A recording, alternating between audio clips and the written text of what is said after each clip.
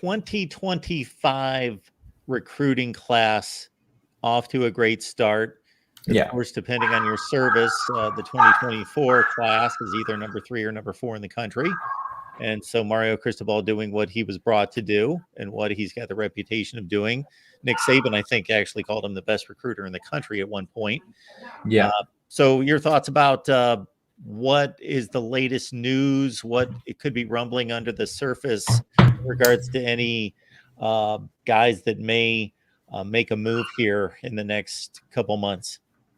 Well, really, when you look at it, it's off to a better start than a lot of the classes that Mario's had in the past, where normally around this time in late February, March, like we're still in the 50s.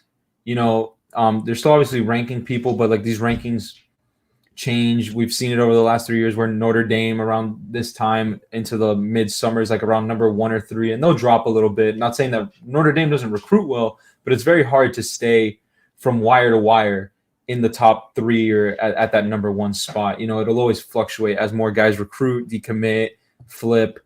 But right now we're sitting at number 22, according to 24/7. And from what I've seen is that Miami's really pushing hard with the secondaries and the linebackers for this class. We've seen over the last 2 classes where Mario Cristobal really goes in on specific position groups. In his first year, it was very hard on the offensive line, getting guys like Antonio Tripp or Samson Okunlola or Francis Mawanoa, who was a starter as a freshman last year. And this year, for 2024, we saw that he really went in on the defensive line, and then with the wide receivers too, where you got guys like Nye Card, Josiah Trader. We made the late push for Jeremiah Smith, which we almost had him. He was right there. And then obviously with the defensive line, which I said earlier, it was the number 1 defensive line class in the country. Yeah, so that's really what I'm hearing.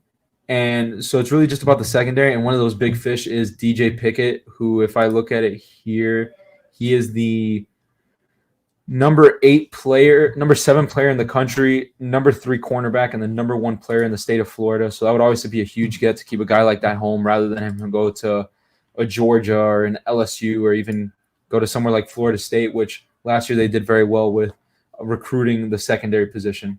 Maybe not in the trenches, but, you know, they did.